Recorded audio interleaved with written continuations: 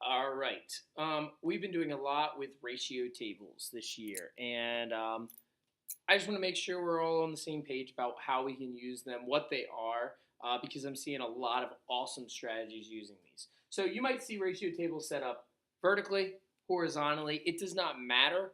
We can still use them the same, okay?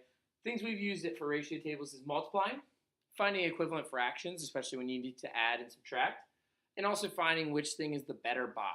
Okay, I'm going to go through basically just multiplying and then equivalent fractions is where I'm going to spend most of the time today. Okay, so multiplying, let's say you had 98 times 31. Okay, so instead of just going straight to the standard algorithm, which you could do, but this is actually going to help you with mental math strategies so that you can start to do these kind of problems in your head. But we're going to start off, we got to start small. So we're basically saying this side is one group of 31. Okay, well, we have to get all the way up to 98 groups. I could go 2 is 62, 3 is 93. However, that's going to take me a very long time. It's not going to be very efficient.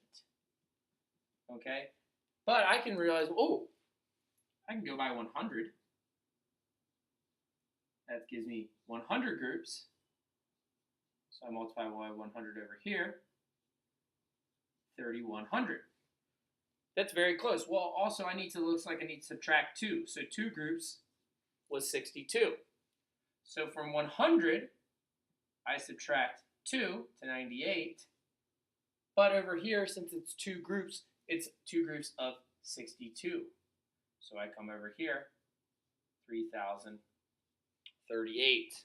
Okay, so I could have done that with the standard algorithm, but this is a lot more efficient because you're going to start to, as you map these out, be able to do that in your head. But this is a nice way to kind of be that stepping stone, especially if you get we start getting into larger numbers where the standard algorithm is going to take a really long time.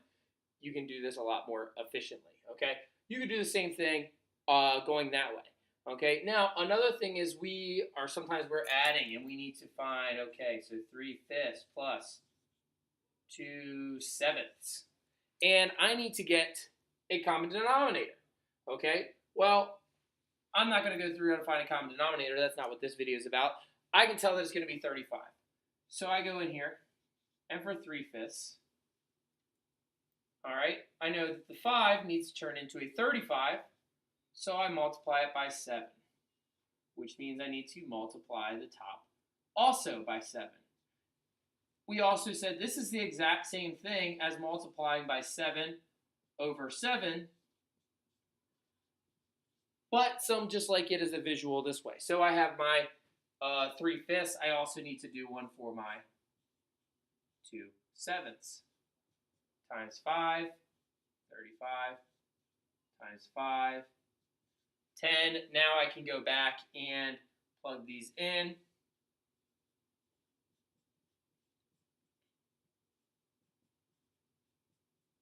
And figure out my answer. So ratio tables. Biggest thing is that every time either top and bottom are in proportion to each other. That's why they're a ratio. Or on this one, it's side by side. Okay, the great thing with ratio tables is you do not have to go in order. Okay, you can see here I went 1 to 100, and then I went to 2 to help me figure out 98. And it might seem a little bit confusing at first, but what you're going to learn is that it gives you actually a lot of flexibility as you start to do some more difficult problems. Okay, we're really going to start to use these when we get into decimals with them, because if we have to find 7 times $1.30, you can find one group is $1.30. I could double it, $2.60.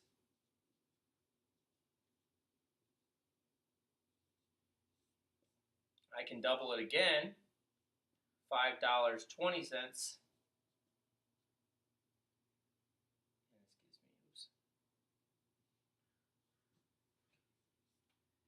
And then I can double again. So right now, the only thing I have to know how to do is double. It helps me if I do struggle with some of these math skills. Oh, I can double. Well, I went too far. So now I just need to go back 1 minus 1, which means I need to subtract $1.30, which gives me $9.10. Okay, so we're going to start to use it for a lot of different types of problems.